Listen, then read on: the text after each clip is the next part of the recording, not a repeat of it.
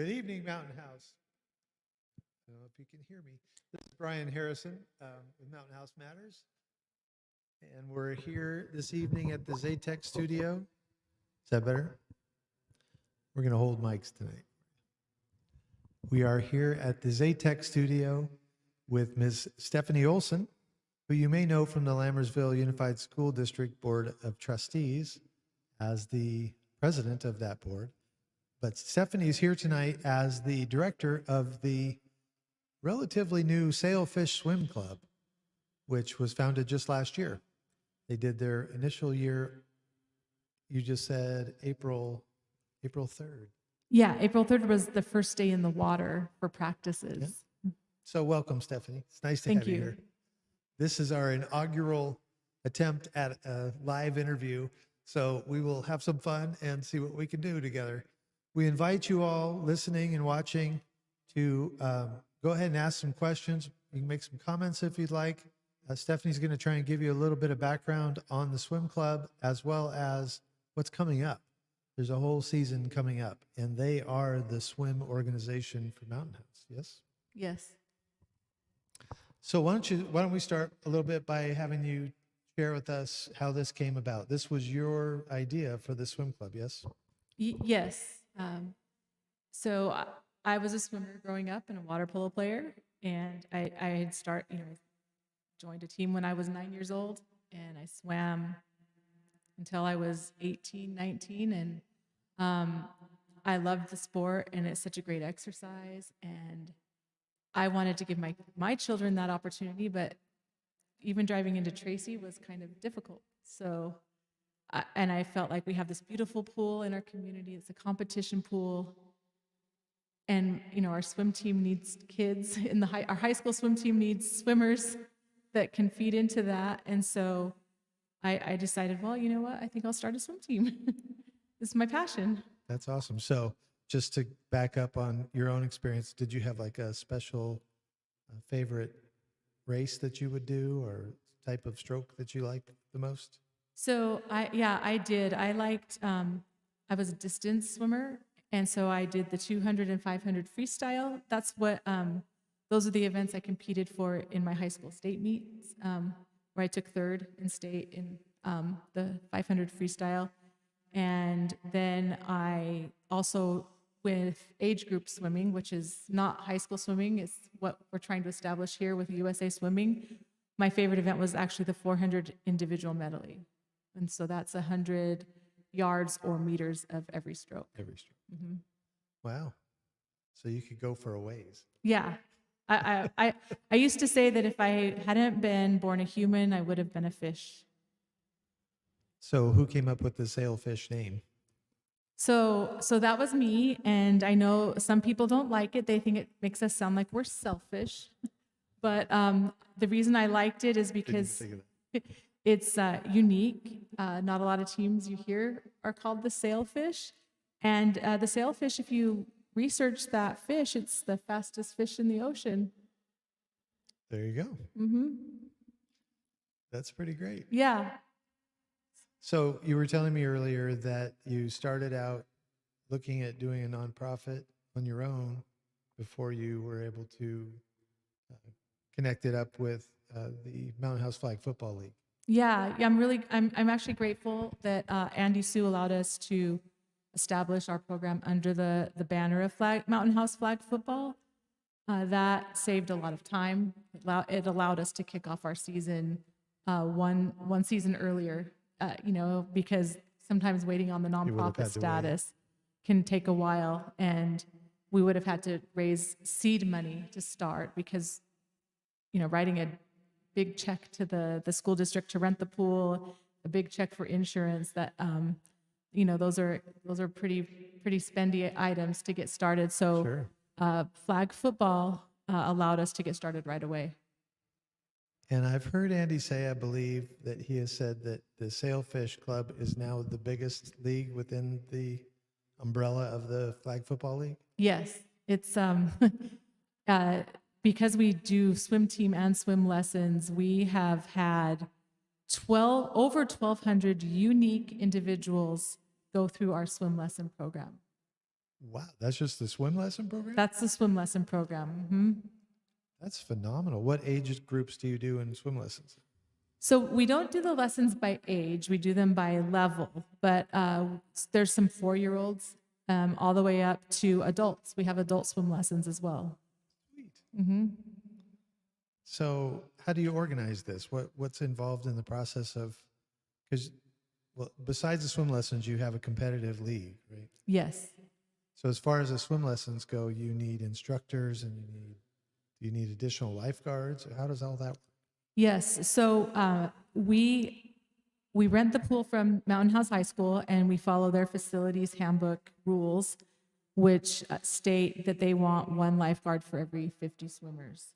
And so we meet that requirement and then some.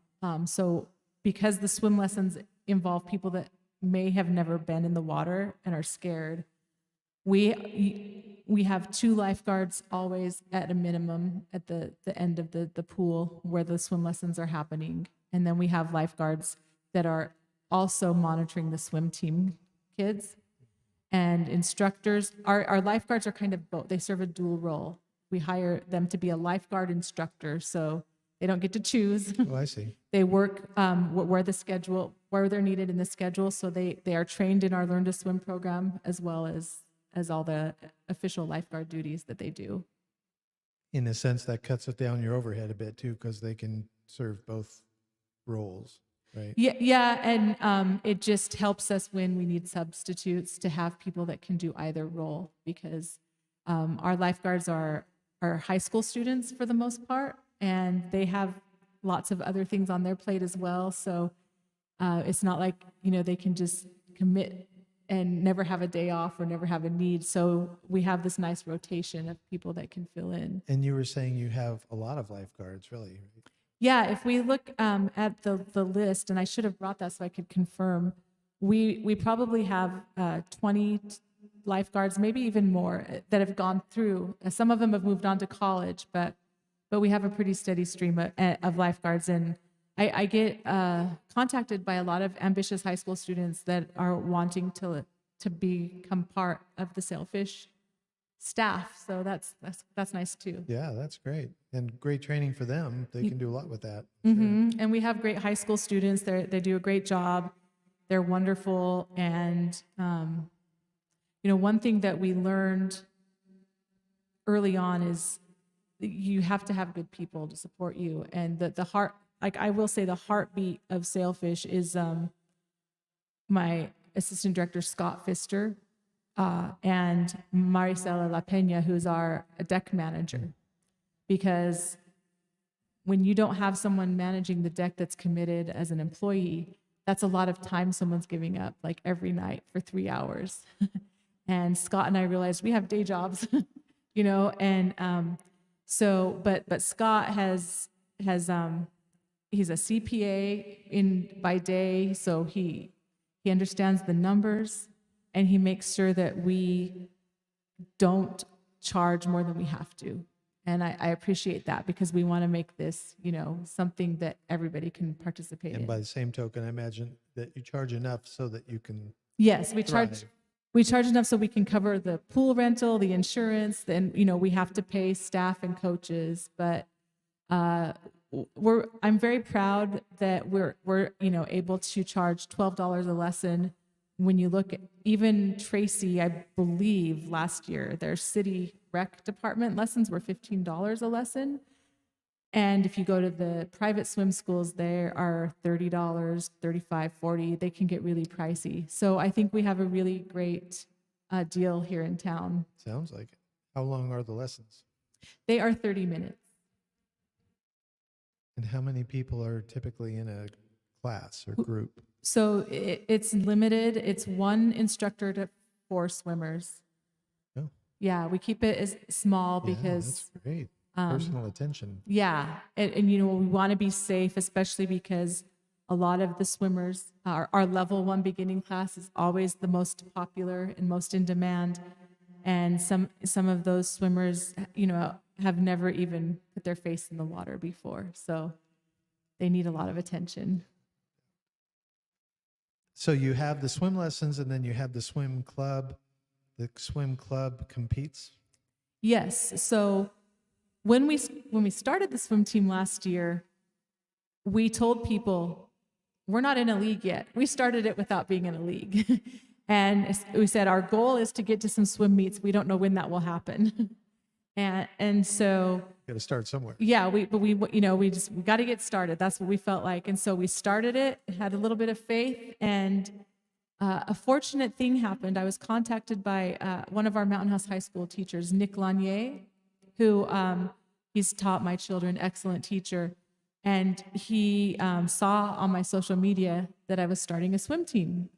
And his wife is part of the board of a swim team over in the Brentwood, Antioch area. And they were looking for teams to join their league. And so she reached out to me on recommendation of her husband, and they invited us to a swim meet. So we got a swim meet last summer. We got one meet away, and then we did an internal meet. And we were able to get an invite to join their league. And so this year we will be competing in the East County Swim League. Sweet. Yeah. Yeah, I came out for that internal. The internal meet, that's that you right. did. Khalid, I think we might have a few pictures from that. Do you have that? I had just 3 pictures, I think, that I had saved. It was in that one folder, the Sailfish folder. Whenever you get it, we got more to chat about here.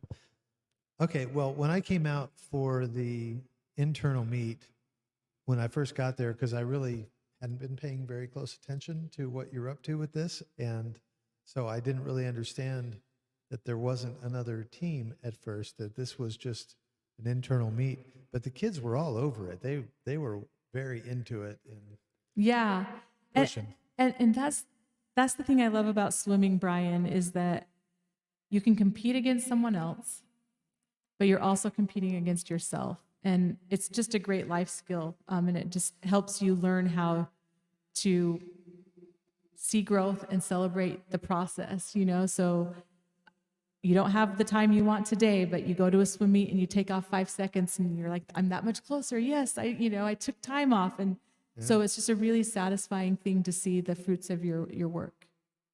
And probably even better for them to not have competed against other teams in the first year, so they could get that sense of where they started and where they moved forward and improved. Yeah, and I think it was great that we did it so they get the feel of what a swim meet's like, because I'll tell you an embarrassing story about my first swim meet. So when I joined the swim team, I got a flyer, and I loved just playing in the water, and it said, join the swim team, practice every day. And I thought, oh, playing in the pool every day. So I went and I tried out, and I was horrible.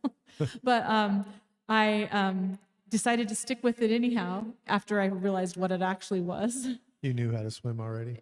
I only knew freestyle, and I could barely get across. So I learned no it. idea what you were getting into. Yeah, I had no idea.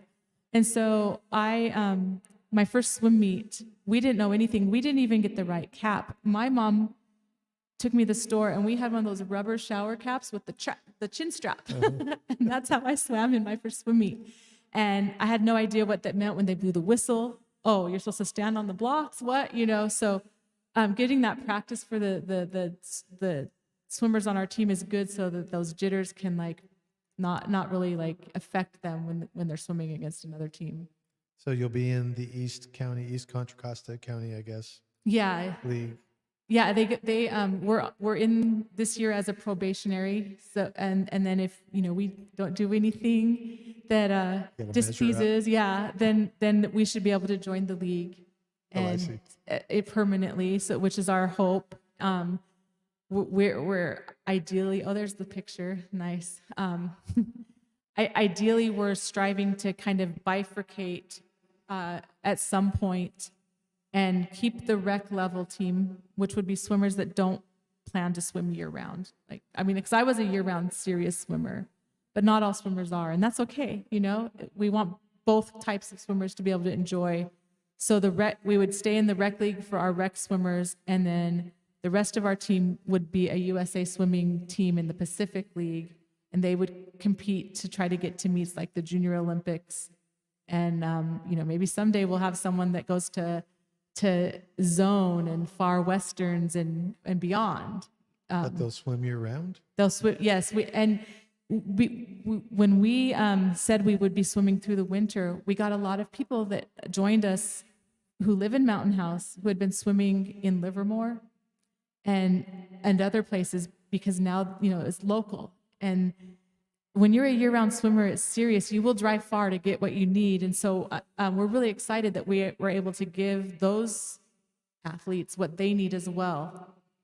So that's already happening year round. It's already happening year round. Yeah, That's amazing. we only took December off because renting the pool in December, we would have only gotten maybe a week or with the break, and it just felt like the holidays was a good time to give our coaches a little bit of time off too. So other than that, we're year round.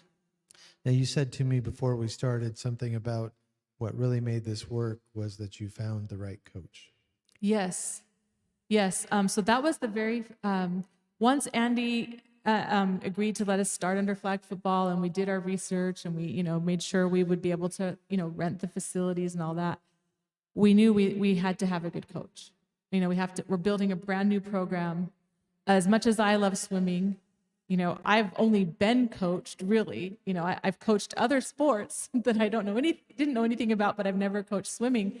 And so we wanted to find somebody that could help us build the program. And so we put it out there, and we had our head coach, Tom Liu. He reached out to us, and Andy and I interviewed him, and it was a phenomenal interview. It was like we both knew. You knew. We just knew this. That's great when you just know. Yeah, I mean, he's got a vision that makes me so happy, because it makes my vision just go, and he's an excellent coach, and I was so proud of him when we had our first practices, because as the parents were watching, word of mouth got out, and people started to come because of him, because of his coaching. His reputation. Yeah, he just established that right off the bat. And he's not flashy. You go watch them, he's very laid back, but he establishes a rapport with the kids. He pushes them, and they've seen great success and improvement. And we're really fortunate to have him. And then it makes a real difference. And then we have Jessica Harrison Taylor, who is no relation, we don't think. Yeah, and who is also like a great. I know Jessica before, coach. I never knew she was a swimmer like me. I didn't either. And she has this fire and passion, and she's such a great motivating force for the swimmers. And she clearly just loves it. Yes, being there and being engaged and. Yeah, it's just where she's supposed to be. You can tell. So, with Tom and Jessica as our main coaches, it's it's wonderful. Like Tom's driving everything, and Jessica's building up the prep and the pre-comp teams, and then we have our junior coaches that, like, some are college students, and some are high school students that help them out, and so.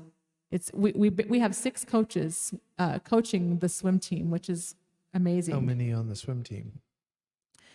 So in the winter, I think we had maybe 100 swimmers. It was kind of that many. But when we first started, and it's going to explode again.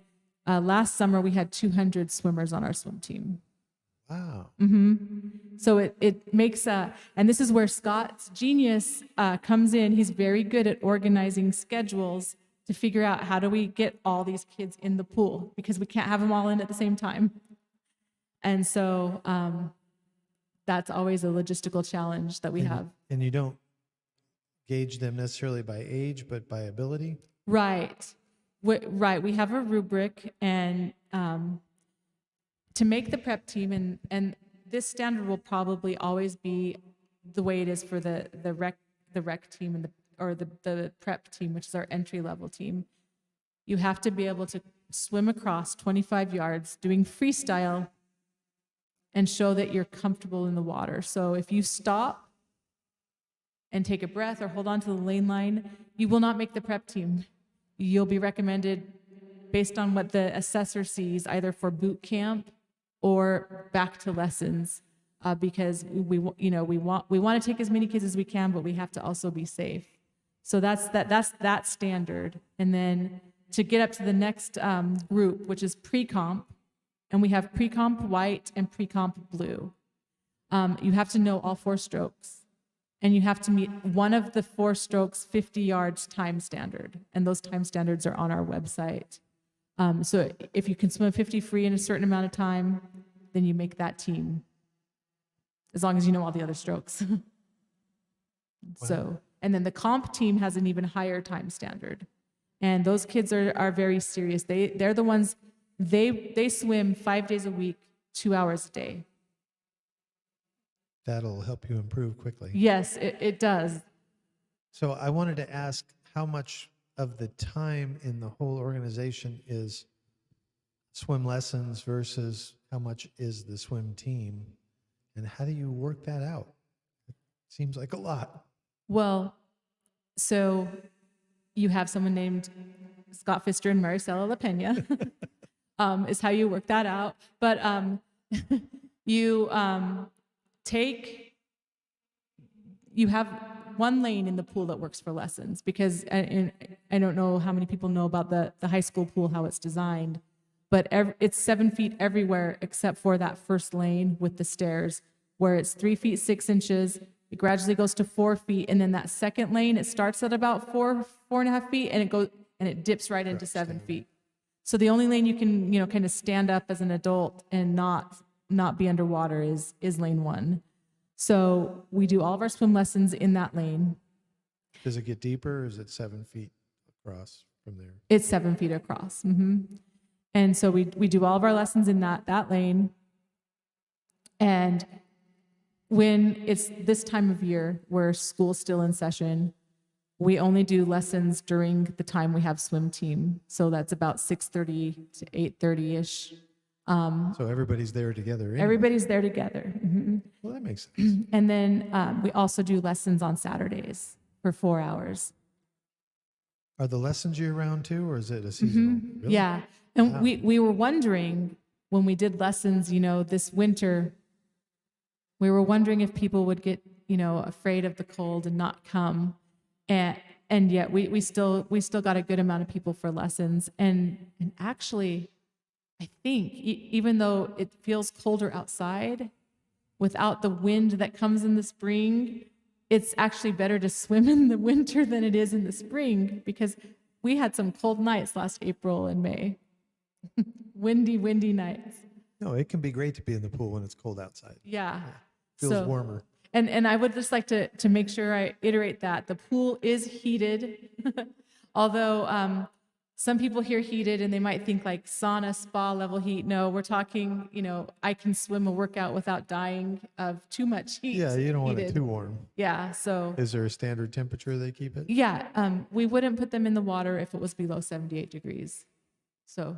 Yeah, that feels a little chilly at first when you get in. Right. 78 would be a little chilly, but the pool temperature usually hovers around 80. The high school pool has 2 heaters and solar.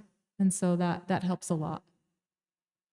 So what do you have coming up? Is this, people watching might be wondering, how can I get in on this? Is this with the spring? Happy spring equinox, by the way. Oh, yeah, same to you. With the spring coming in, does this change?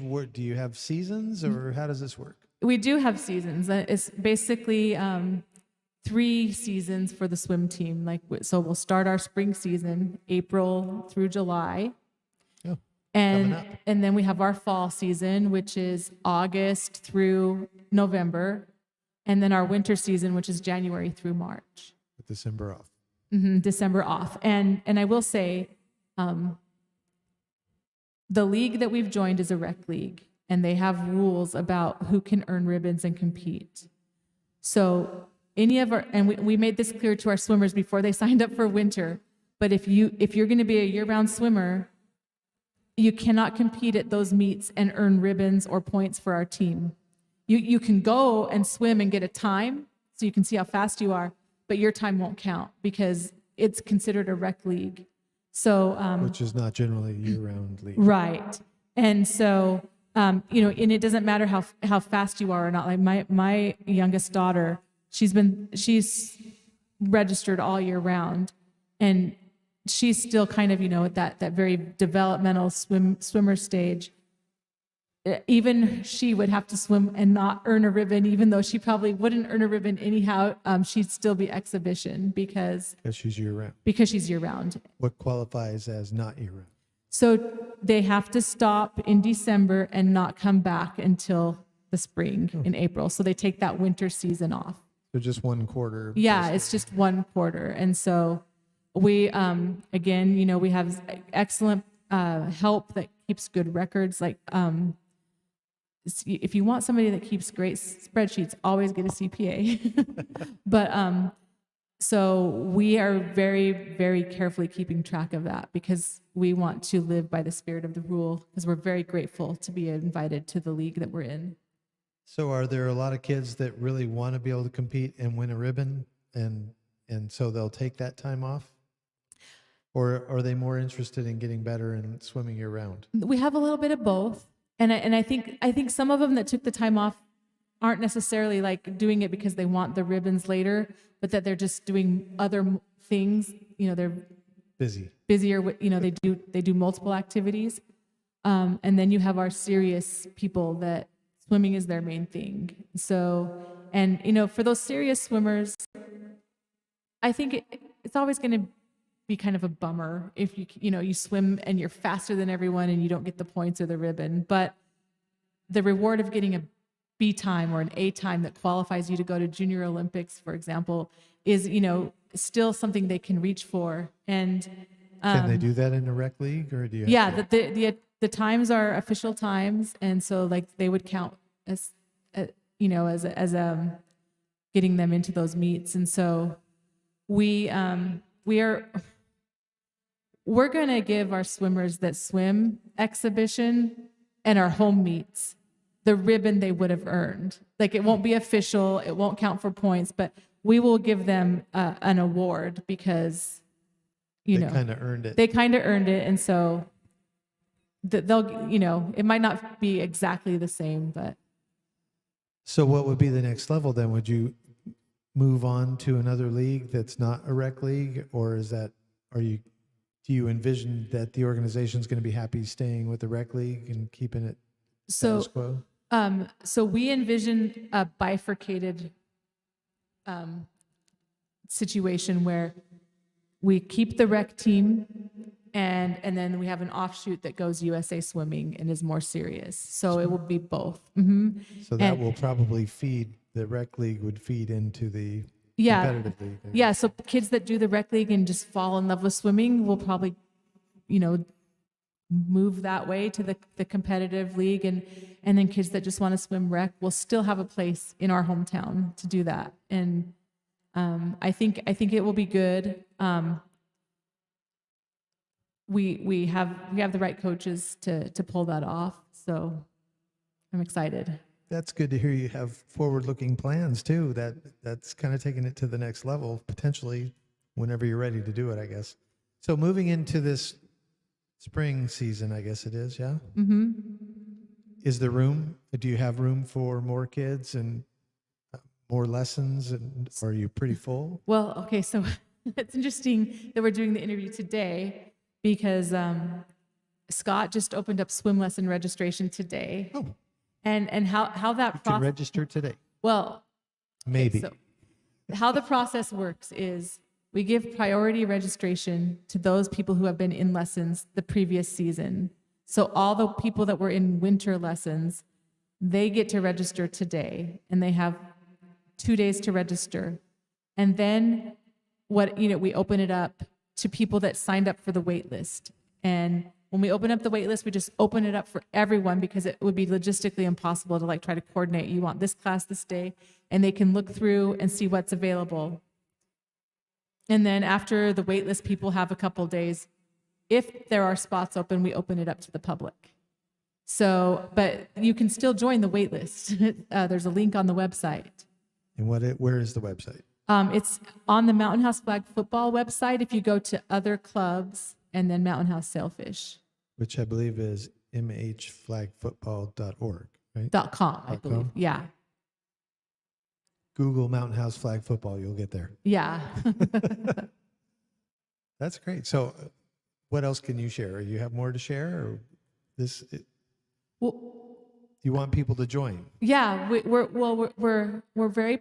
I will say this: I'm very grateful for the support of the community, and it's wonderful to meet all the wonderful parents. And like I said, I can't say enough about Scott and Maricela, and also Tom and Jessica and all of our coaches and lifeguards and staff. Like they're they without any of them, we wouldn't be what we are. And it's wonderful. I was watching the Olympics like 4 years ago, thinking about our swim team. And I was watching the Olympic athletes, and I was thinking, wouldn't it be great someday to be cheering on someone from our own little community in an Olympic pool? And so like I think with the coaches we have with Coach Tom, that's very possible someday. And we'll see. That's really great. So I know that I don't know how much you want to get into this, but the Community Services District had made an effort to create a swimming program and had rented the facility from the school district. And you were saying something to me earlier about how that has transitioned and that you sort of took that off their shoulders in a sense. Yeah, so they decided not to renew their contract for the pool. And I know that it wasn't a decision that they took lightly. And I think that they reached out to us to ask us if they didn't rent the pool, would the public be getting swimming lessons in the summer? And we told them yes. And they were concerned, they were worried, would we be able to afford renting the pool? And I assured them, yes, we can afford to rent the pool. And I think that assuaged them, their concerns. And we did cooperate last summer when they were doing open swim. I shared my spreadsheet of lifeguards with them so they could reach out with permission from my lifeguards, of course. Well, and that was the problem they had previously is they couldn't get enough lifeguards, as I recall. Yeah. So, and I think, open swim is such a hard thing at that pool, and it's a money loser. And I think the CSD lost money offering it last year. So is that primarily because of the depth and that there's no real shallow end? Yeah. And I remember going years ago with my young one, and we were just basically in that lane the whole time. I'm holding her. There's no place to put her. She can't play around on her own. And so, I wish we had a different pool for our town for rec, just, lazing days, and hopefully we will soon. They say it's coming. Yeah. Maybe this new city council will make that happen sooner. Yes, I hope so. We do live in the Central Valley. We need a pool. Well, we were talking about that in our little episode earlier today, that the community center is on the planning board, the drawing board to build, I think it's several pools, I think 2 or 3 pools that'll be just down the street from the town hall on Main Street. Yeah. With some other facilities built into that, indoor stuff. I'm not even really sure what all that's going to include, but yeah, it will be exciting to see that. If I'm hoping that we do see it. Well, it seems like it would be a natural migration to have your organization head that up as far as swim lessons and maybe overseeing lifeguards, or I don't know how that'll work. Maybe the district will do their own thing. Yeah. We're just here for, to make people water safe and build a great swim program. So however we can help in that, we're willing to do it. They know they have a team player with you guys. Yeah, I think they do. And, and I think the community, the interest in the swim lessons and the swim team. I mean, 200 people on a swim team is pretty good. I think it's more than I would have thought. Yeah. I think the interest of the community shows that this is an area where the community really wants more. They want more opportunities for. Well, and like for you water. say, where we live, you sort of need something during the heat of the summer. Yeah, we So- do. The fountain's great, but we want to plunge. Khalid, do we have anything over there from our Facebook feed or the YouTube? Well, if you have questions, I'm sure you can reach out to Stephanie Yep. through Facebook, or you have So other... we have official emails. Mine is stephanie@mhflagfootball.com. And you can also reach out to scott@mhflagfootball.com. It's simple enough. And yep. And so, And there's lots of information on the website as well. yes, there's lots of information on the website. Our whole Learn to Swim curriculum and how we go lesson by lesson is there. The dates, links to register for the wait list for swim lessons. And the swim lessons start in April Yes. and run through the season? Is that how that works? Or you have certain... So the swim lessons go every 10 weeks because we have the curriculum, and then we start a new round. And the last 2 weeks of our curriculum are assessing swimmers to see like if someone in level 1's ready to move up to level 2, or if someone in level 6 ready to graduate and go try out for the swim team. So we have those every 10 weeks, but the swim team goes April through July. Oh, okay. When someone signs up for the swim team, that's what they're committing to for the spring season. Sounds like fun. Yeah, it is a lot of fun. And Khalid put your email address on the screen there for a minute. So you probably could have gotten that. If you didn't, it's Stephanie@mhflagfootball.com or Scott@mhflagfootball.com. Learn more about it. Go look at the Mountain House Flag Football website, and it'll show you the different clubs, I think it says. Mm-hmm. And you'll look for Sailfish and go from there. We're going to get into the heat of the season here soon. I'm sure there's a lot of people with kids out there that they'd like them to know how to swim and just get in the water. And I just want to say one other thing. We're having our 1-year anniversary on April 7th at the community center. Oh, you are? Yeah, we're going to celebrate. I have some special awards to hand out to some key people, and we're just going to, have some cupcakes and cookies and celebrate our 1-year anniversary. Well, happy anniversary. Thank you. That's at the Unity Center? At the Unity Center, April 7th. Is that open to the public or by invite? Yeah, if the public wants to come and celebrate with us, it's probably mostly relevant to the people that have been swimming on the swim team, but that's a large part of the public. So Well, and yeah, real. And there are quite likely some other people that would like to be able to see how it is and get a sense of it. So yeah, so we're excited to celebrate that, and we're getting going on our first season in the East County Swim League. So when does the league start? They have regular meets? Or yeah, not? we have an away meet in May, and then we have some home meets in June, and well, those will be fun. I'll make sure to let you know so you can get the word out. We'll People put it in the can paper. come cheer for our little Sailfish. There you go. Well, this has been Stephanie Olsen. She's the director at the Sailfish Swim Club, Mountain House Sailfish Swim Club. And I want to thank you for joining us today. I think this has been very informative. And I wish you all the best and happy anniversary. It's good stuff. Thank you. Please like, subscribe, all those things that you do. If you've got comments, we'd love to see what you have to say, or questions. We will try and address those or forward them on to the appropriate people, or just contact them directly too.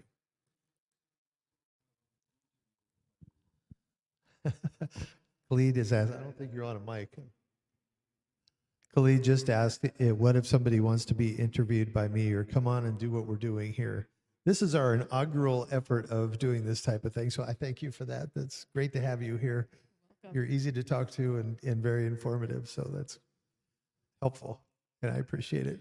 If you have something going on like this, or some reason that you think you want to be interviewed on here, something you've done or something in your family or your organization, let's do it. Reach out to me. You can reach out to me through Facebook or by email, Bryan, BRYAN, @mhmatters.net. Or you can call or text me at 209-597-8157. You can pause the thing and get that again if you didn't get it. I think it's also in our Facebook thread information about the about stage. But we'd like to do more of this, so I'm definitely open for speaking with more people. We might have some guest commentators come in and host this as well. Doesn't have to be me, but we'll see how that works out. This is an extension of what Mountain House Matters has to offer. Like I said earlier today in our broadcast, with the paper only coming out once a month, I have almost since the start felt like we needed something more. And to put it out more than once a month almost seems like too much on some levels. So to be able to bring you something on a live stream sort of platform like this seems like a really good solution to me. And I hope you think so too. And I hope it catches on because we'd like to do more of it. So thank you for joining us. Like and subscribe. And thank you, Stephanie. And all the best in your season coming up. Thank you. Thank you, Brian, very much. Have a great night. This is Mountain House Matters at the Zaytech studio.